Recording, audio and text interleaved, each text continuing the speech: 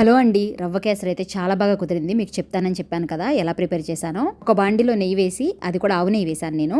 దానిలో జీడిపప్పు, కిస్మిస్ వేయించుకోవాలి. దానిలో ఒక చిన్న టీ గ్లాస్ బొంబాయి రవ్వ తీసుకున్నాను. అదే బాండిలో వేసుకొని జీడిపప్పుతో పాటే వేయించుకోవచ్చు. దోరగా వేగిన తర్వాత దానిలో ఏ గ్లాస్తో అయితే రవ్వ తీసుకున్నామో అదే గ్లాస్ తోటి 3 గ్లాసులు వాటర్ వేసుకోవాలి. అది కూడా కొంచెం హాట్ వాటర్ వేశాను.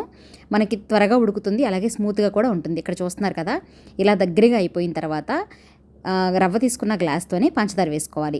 1.5 గ్లాస్ వేసుకోవచ్చు. నేనైతే 1.25 వేశాను. యాక్చువల్ నాన్ స్టిక్ ప్యాన్లో నేను చెక్క గరిటె వాడతానండి. చెప్పాను కదా, రోజు నైట్ టైం చేశానండి. ఇంకా హడావిడిలో స్టీల్ గరిటె తీసుకున్నాను. పంచదార వేసిన తర్వాత ఇలా కలుపుతూ ఉండాలి. అది కరిగి ఇలా అవుతుందన్నమాట. చూస్తున్నారు కదా ఎంత బాగుందో. చూస్తేనే నోరు ఊరిపోతుంది. నాకు మళ్ళీ చేసుకోవాలనిపిస్తుంది, అంత బాగుంది. చాలా బాగా కుదిరిందండి. దానిలో కొంచెం యాలకుల పొడి వేసుకొని ఇలా బాగా దగ్గర అయ్యే వరకు, అంటే అంటుకోకుండా ఇలా వచ్చేస్తూ ఉంటుంది అనమాట. ఇంకా రెడీ అయిపోయినట్టే. జస్ట్ 10 మినిట్స్లో అయిపోతుందండి. సూపర్గా ఉంటుంది.